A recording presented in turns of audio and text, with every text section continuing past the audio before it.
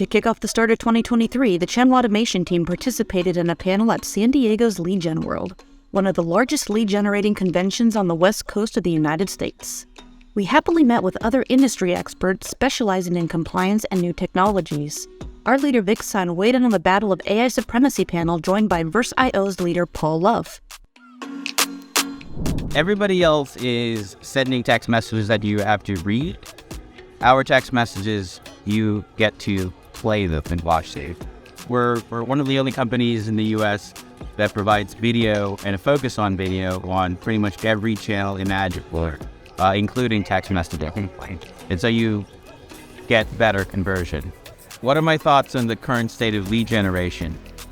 I think it's been the same in the last half decade, only it's gotten worse because lead generators and lead buyers are still trying to solve this problem logically. And if it was a logical problem, somebody would have solved it already. But clearly it's an emotional one. Your name? Paul Love. All right. What company? Verse.io. I think lead generation is getting more challenging for a lot of companies. Not only lead generation, but converting on leads for the companies that buy the lead. So when I talk about lead generation, the whole ecosystem. I think more differentiation in the way leads are generated, and more quality in the way leads are pursued, more personalized approaches will be required. And of course, the adoption of technologies like what Verse does with lead. Our mission was to find out how these other industry leaders view the current state of leads and how things might change in the near future. U.S. laws regarding contacting leads are becoming more strict over time, and compliance is a necessity for companies who are lead-centric to connect with their audience. Current state is growing at an exponential rate. Currently, right now, I see a lot of lead generators moving into calls, and that is using their existing campaigns and their existing technology to add to it and provide a better customer experience and get better results for their client. Now, obviously changing quite a bit.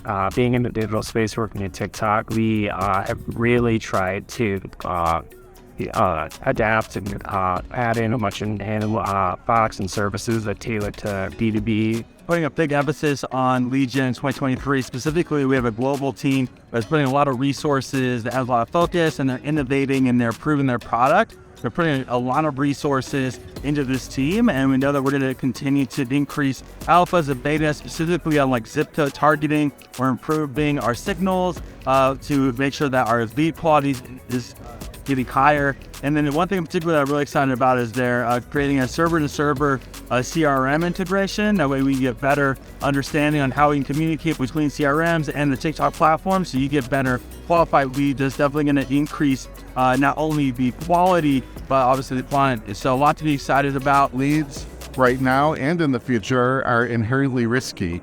And what we do is we help companies identify if some lead that they're about to follow is a high risk to turn around and sue them under TCPA. And I don't see it getting any less risky. Inherently, it's always going to be, and until our government is functional enough to change laws that exist. Implementing new technology into lead generation seems to be the puzzle that everyone is out to solve. The fact that new companies are stepping up to the plate to connect prospects to businesses is a good sign that lead generation is ready to hold strong against the upcoming recession. My name is Tim Gill. I'm the president of EverConnect, lead generation platform. And we've got Paul here with Verse and Vic with channel automation.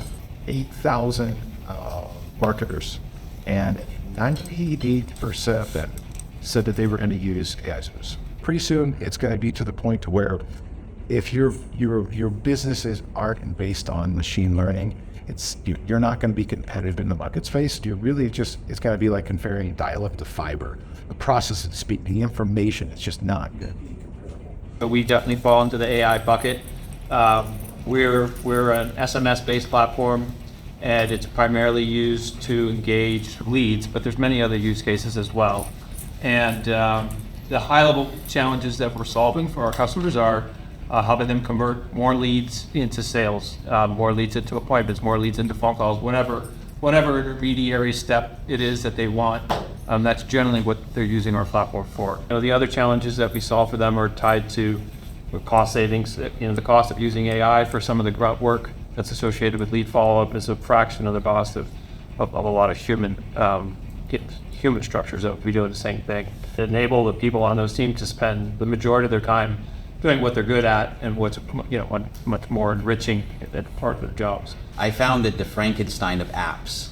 There's a lot of you guys. I got to log into social. I got to log into my tech. I got to log into my email. So a few years ago, I started investing in machine learning. AI is really a few years more away. So really, it's machine learning and NLP, and so started to go and develop that and have channel automation, which really is an omni-channel, right, solution.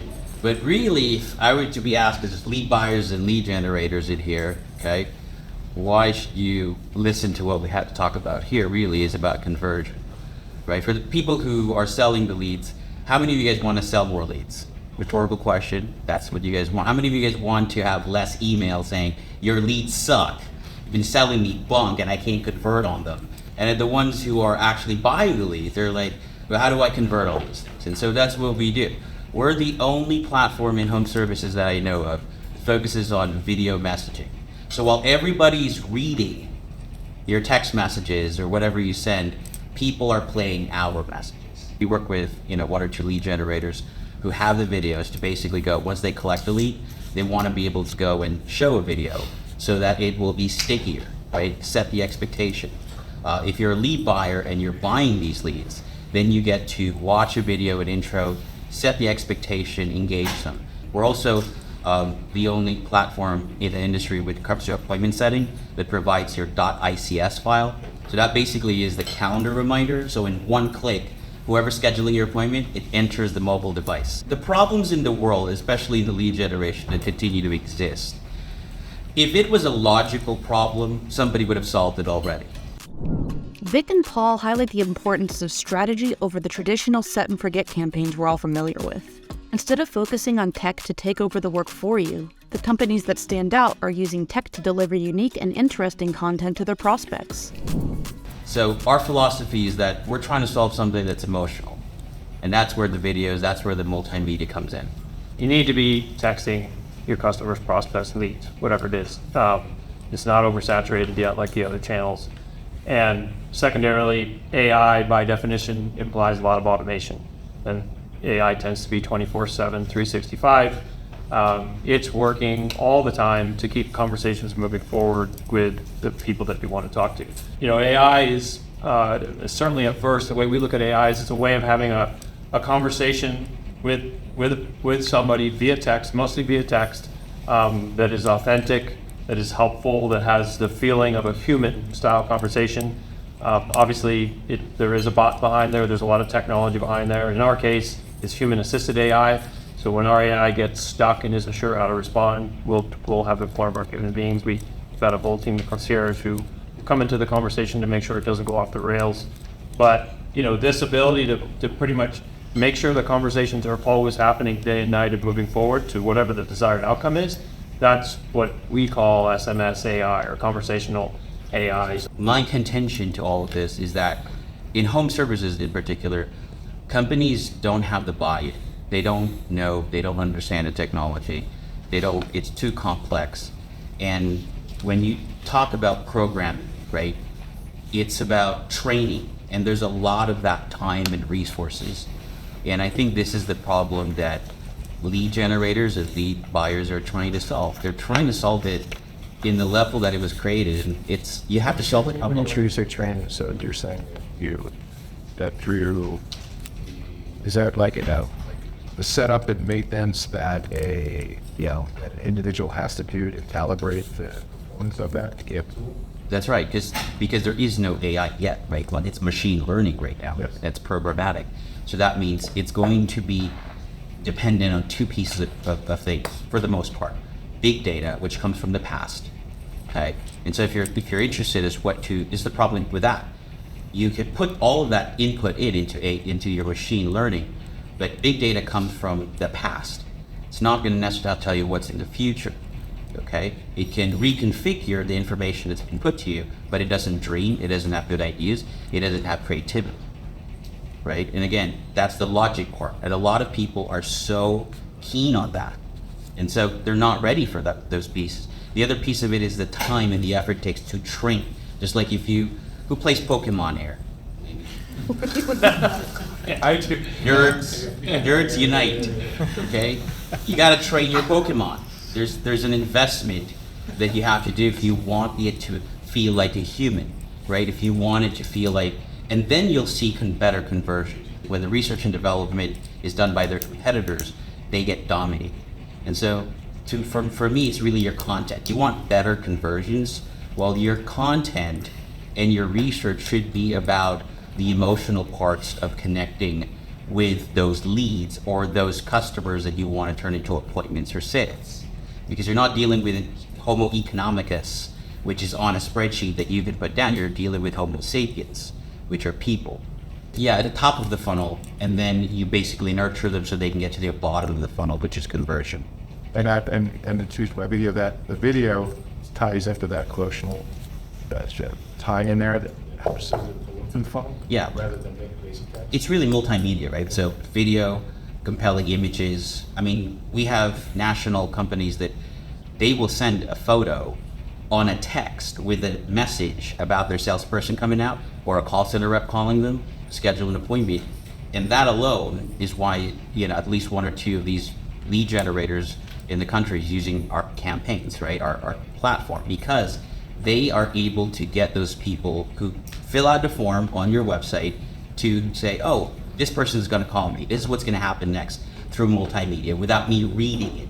Because there's an inherent difference between texting somebody and say, this is what's going to happen next, versus somebody looking at an image that says, I'm going to call you. The message is the same, okay? But the effect is different. Okay, just think about this, right? If you have 0, 0, X, 0, 0, that's 5. But X, and there's 4 zeros. Okay, think about this, right? If you're just another 0, you're only eating 20% of my awareness. If I'm an X, it's 50%. Because I'm the only X and everybody else is a 0. They're leveraging all the time and money and effort they build into this kind of part of their content marketing strategy, right? And it works really well. I think the future is, it's absolutely true. Like in so many cases, there's so many contractors, there's so many vendors pursuing the lead that what we used to do, what we do 2 years ago was kind of unique. Now there's a lot of it, right? And I wouldn't say it's saturating depth, but it's going to require more creativity in terms of the content of that stream of messaging, right? Especially when you're drifting. You've taken an aged lead, somebody filled out a form 3 months ago, and now we're trying to get their attention again because maybe the sales cycle is long enough for that to make sense. Well, we could just pass through them, or we could weave some useful information into that stream of the drift campaign, right? Where once in a while we try and expose something that's good for the brand, right? Instead of just kind of another attempt to get your attention when it wasn't the right time. Out of 10 contractors, there's always 2 to 3 of them, not the majority, but the minority, that want to be different. And so if you're saturated, it's actually easier to dominate or to try to be different, simply because not everybody's gonna do it.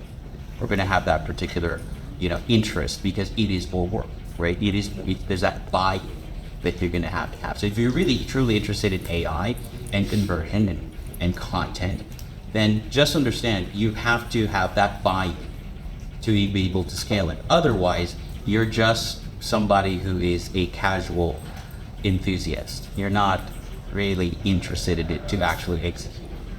You're not going to be competitors if you're not doing a lot of these things, even if you don't take it to the next level, which are the type of things that Vic is talking about. So, to me, the table stakes are you need 24/7 engagement. You need to make sure that it's text. You need to make sure it's TCPA compliant.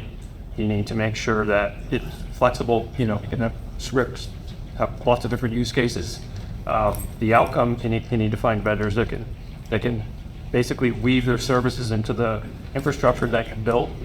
At first, we have so many different ways we work with customers. We look at their resources, their workflows, their technology stack, and we find gaps, right? They do certain things well. I think that's how you want to evaluate. If you're a contractor looking at who employs service like this, that's how you want to look at it. It's not cookie cutter yet, right? Like there's a lot of ways you can weave it into your organization. And same thing, for lead gen, we haven't talked about it that much, but this is going to come from somewhere, whether contractors buy it or lead generators provide it, right? And it doesn't really matter, right? I think it's happening already. Lots of lead generation companies are adding capabilities, beyond just selling goods or selling phone calls or whatever it is, right? And those table stakes kind of remain the same on both sides of the fence. So then you start thinking about how complicated are the conversations we want to have with the leads, and is an AI solution going to be good enough? And even versus, we're not good enough.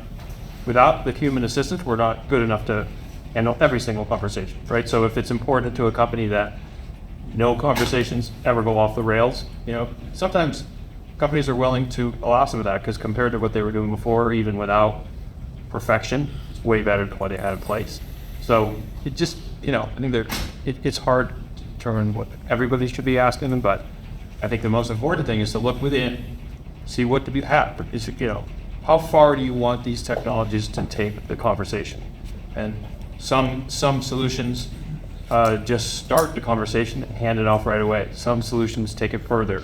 First takes the conversation pretty far. For example, all the way up to the point. You might skip it all the point, but that really depends on what type of people are in the organization and the way they want it to work.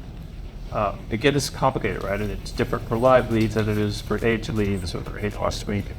When all is said and done, the panel's team solution to lead conversion is time, strategy, and persistence. We want to take the time to give a shout out to LeadGen World event team for giving us this opportunity to get connected with other lead experts. Thank you also to Paul Love and Tim Gill for joining us on the panel and providing some great insight.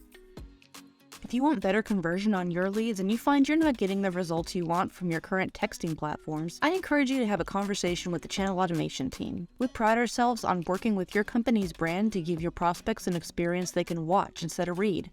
For more information, check out the links below or go to channelautomation.com and experience it for yourself.